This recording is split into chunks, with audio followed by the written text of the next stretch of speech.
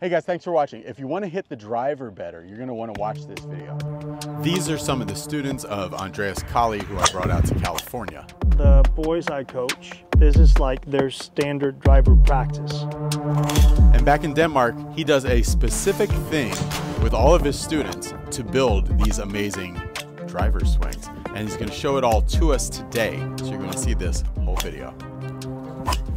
Andreas, he's one of the top coaches in Europe. He's in Denmark and his players bomb the ball. How much of it, when you're like taking on a player and stuff, like what do you look for as far as like physicality and stuff like that? What are some of the things that help people hit the ball further regardless of swing method? Well, I'd say you have a couple of physical principles, right? Sure. So if you want to hit the ball, like not in terms of like how they're built or anything, but just in general, you have a couple of buttons that you can twist and turn to increase club speed that would potentially increase ball speed. All right, so we're going to do a video today about faster, more precise and usable drives. I think sometimes when people get into this speed training and stuff, they do see the numbers get a little faster, but sometimes the spread goes crazy. And I know you'd rather see a very precise player than an absolute. Well, there's some geometry, masher. right? So you have basically there's three sides to a triangle, and when the two sides get longer, the last one get wider. So that means that the further you hit it, the more crooked you're also going to hit it, even your good shots. So before we start, why don't you hit a drive for us?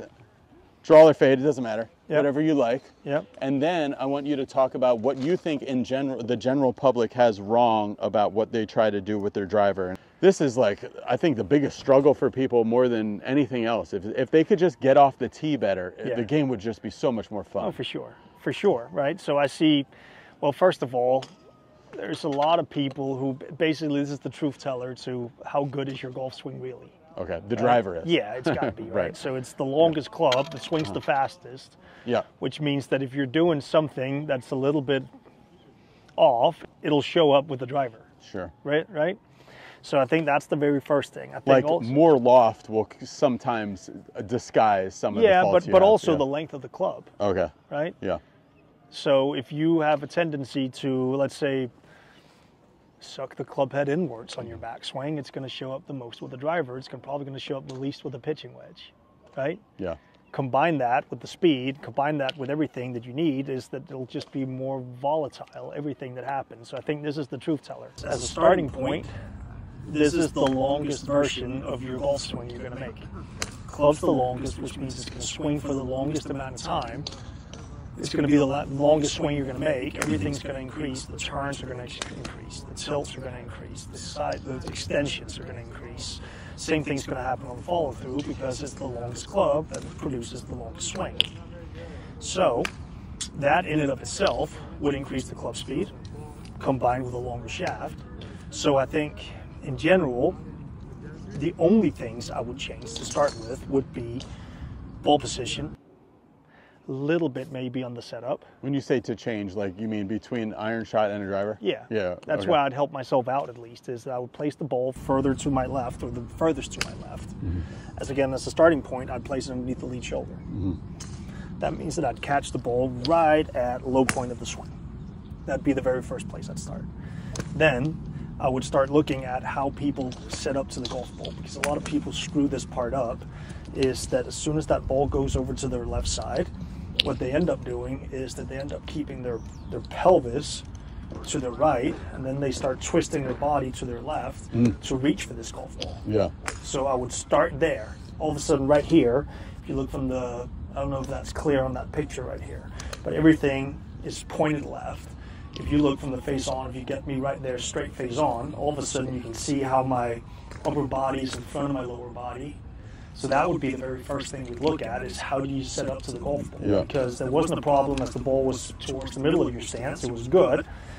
And then people start twisting everything to the left to get to this golf ball that's further forward. Right. Instead of actually kind of just getting themselves a little bit more into it, or twisting themselves into this golf ball right here so they can keep their head in place, maybe move their pelvis a little bit in front of their head, which all of a sudden gives them the correct tilts, and it also sets them up to actually keep the club swinging a little bit more to the right. Okay. Which is in general what most golfers need. Right, rather than over the top. Yeah, I would say so. Yeah. Ooh, that's exactly the shot you like to see. Yep. That's really good. I'm going to hit some, and you're going to help me. Yeah. And I think that'll be the best way to see what you like. What do you, when you're hitting your driver well, I like to... what does it do? Yeah, when I'm hitting my driver well, it starts to the right and draws. Yep. And when I'm hitting it poorly, I hit it in the heel, and then I have the kind of the typical hook block pattern. Yeah. So what's the situation that you are most comfortable with? Let's just say we've got wind off the right, OB left, or wind off the left, OB right. Wind off, like the wind we have now is a really nice wind. Yeah, so it's just kind of it's quartering, to the right, helping, and it's going to the left a little bit. Gotcha. That was really nice. That was like driving my life. Good. Yeah, I can't help you with that one. Let's see a couple more. That's a good example. Yeah. So I hit it okay, but it was in the heel and it was pulled. Yep. So that's, I think, real similar to some of those shots you saw I hit with my Why do you think you're heeling them? It's something in my transition. The hands kind of follow the club head, and then they get out a little bit, and then I think I feel that, so then I go like that, and that makes it chase away from me. Yeah, so I would say, tilt this way. So I would say in general, like if we shorten that up, I would say you're heeling it because your hand path and your club path and your swing direction is too far in and out. So everything is moving like this around impact, right? Yeah. That would be my very first thing. Right. Now, if we wanted to slow all this down, I think you're one of the guys where like I don't know if you're trying to hit up, but I don't think hitting up helps you. Okay. Yeah. Because I think what ends up happening is... A lot of times when I try to hit draws, yeah, I think like this Rory McIlroy, he's low and he's going up. Yeah. This big draw that wraps around your neck like that. So yeah, I do. When I hit draws, I try to hit up, and that might not be a good idea. Yeah, and I don't think that helps you. Because I think the problem becomes, I think first of all, I think your tee height's too high, which I think helps you get away with the stuff you don't want to do. Okay. Now, if we took this and we basically put it down to this tee, very low tee, a couple of things would happen. I think if we teed it up like this, and you needed to hit it solid, I don't think you would do what you're doing. Should I try? Yeah. All right. Let's give it a go. Tell me what you feel the difference is. Well, one thing I have noticed too that might be insightful for you is if you take my 3-wood out, I hit that 3-wood so good. Yeah. And I hit my driver whatever, but I hit my 3-wood super good. Yeah. Do you tee the 3-wood up the same way as you tee up a driver? No. I tee the 3-wood up like a par 3. Yeah. That didn't work. Let's try again. It's a great shot. Yep. It's going forwards more, right? Yeah. A little bit less. So now this shot right here, it's not necessarily optimal launch on the whole driver fitting spreadsheet of how much up and launch and spin, but I would say you got to keep this thing under control. Okay. So the important things become, if you tee the ball up, I don't know, I think this is, well, with my good friend Hugh Ma, I think this is actually why we're good friends. Yeah. That we both agree that the worst invention to ever be made in golf is the high tee. Yeah. Because, and this came along... Then you try to hit up on it. Well, not only the hit up, it's the way people hit it up. Okay. Because as soon as they see this high tee, they can start getting away with a bunch of crap. So as soon as this thing is high, they can start moving, they can start sagging their knees, they can start side bending to the right, and they can actually still get proper contact because the ball is so far up in the air. All of a sudden, this club head is bottoming out back here with a swing direction that's way to the right, which you would never do if you had it low. There's many ways to get this ball up in the air. It doesn't have to be from side bending to the right and swinging to the right. It could be from just basically having a swing direction that's really, really straight into the golf ball, letting the club head overtake the hands faster, that gives you more loft. And it should be the loft in the club that gets this ball up in the air. It shouldn't be the side bend to the right. Tee it up as low as you can. Hit it up in the air. But I think you'll see the pattern get moved away from the heel.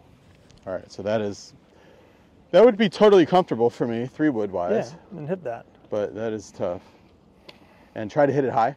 Yeah, but get it high by letting the club head overtake the hands like you would in a bunker shot, right? Yep.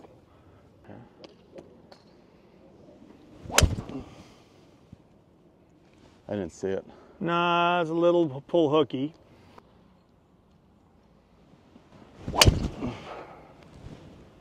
That was a really good shot. Had good height on it. Yeah. It's flying forwards more than it's flying upwards. What do you mean? Was my other one going up a little too much? It's just like they're taking like this long D route to get back to the target, right? There you go. See, I tried to hit up on it. That's the feedback you get, and you should be getting. Okay. All right? Yeah. When you start leaning backwards, that's what should be happening. Now, when you put it on the high tee, you'll get away with that because you'll put your low point a little bit more above ground, and then you'd get your either you get your heely block or you get your snap hook. Oh, okay. So let's do it again.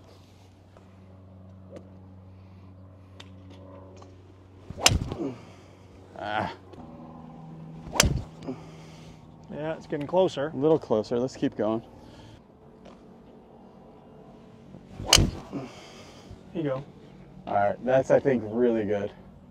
It cut a little too. Now, so I've got the boys I coach. This is like their standard driver practice. Okay. Is when they want to practice their driver and their technique, they hit it off the ground every single time. Okay. Because they know if they're hitting it fairly straight off the ground, then they can use whatever that feel is, because they're basically just bottoming out right by the golf ball. They can use that feel, then they can start seeing the ball up higher to get the impact location further up the face. But they're not going to, as soon as they tee it up, they're not going to tilt back and do all these different things. So they all, if you go through, like if I put drivers up on my Instagram channel, everything you'll see when they're hitting drivers, it's off the deck. Oh, okay, really? Every single time. And I think that's the next thing. Do you know what starts the ball? Is it the face or the path? The face. It's the face, right? Yeah. I don't think you understand that properly. Maybe not. I think you know it. Yeah, if you had a written quiz or a written exam, right. I think you'd pass it. Yeah. But practically, I don't see you passing it, because every time you hit one left, I see you try to move your swing more to the right, instead of actually pointing the face more to the right. Okay, gotcha. Yep, that's the drill. Let's do one more. That was low on the face, right? Yep. Yeah, so close, but it's... Yep. Try another one.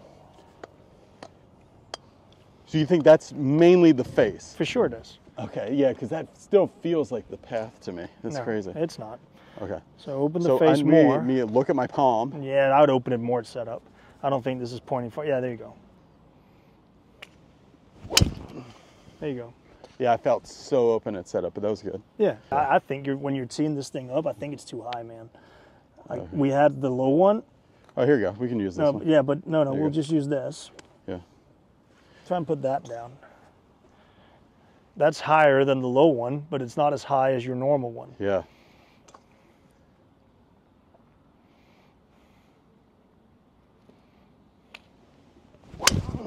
People would be surprised how low a lot of really good drivers tee their ball.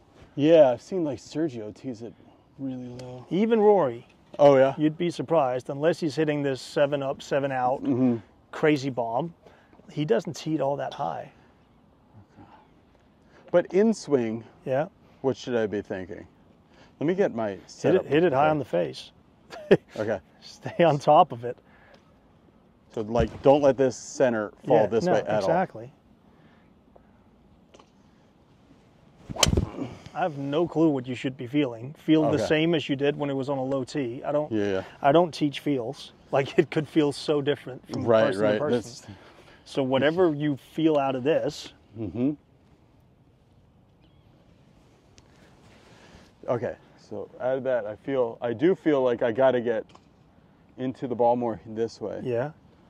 What would that do to the swing direction? Would it move it more to the right or more to the left? Yeah, exactly, right?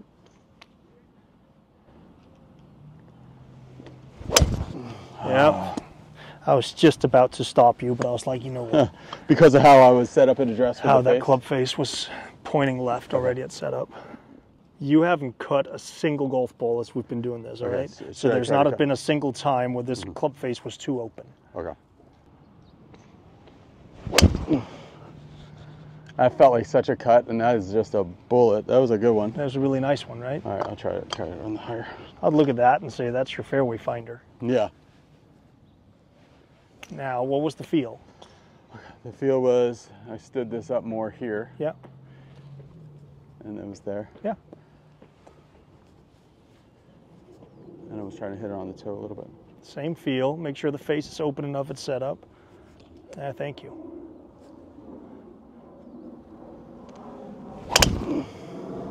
Hey, first cut of the day. Yeah. Because I think if we retain it down, really, like into something simple, I would say a couple of things. You hit it off the low tee.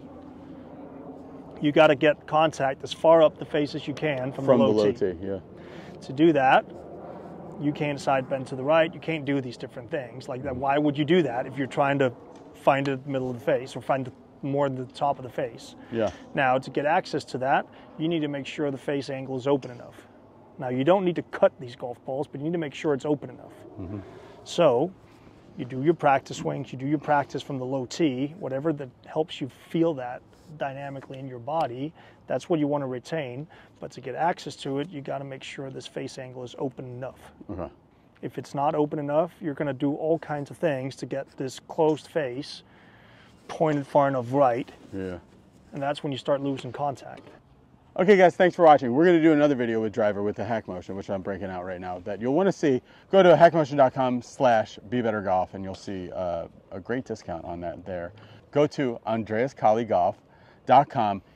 This is like barely scratches the surface of all the stuff that Andreas has out there, but it's really mostly very little bit of short form content on Instagram and a ton of really long, in-depth stuff that he's done on his website, including this 2-day thing that we're going to film where he's teaching all these teachers different things about the golf swing over the next 2 days. See ya. Bye.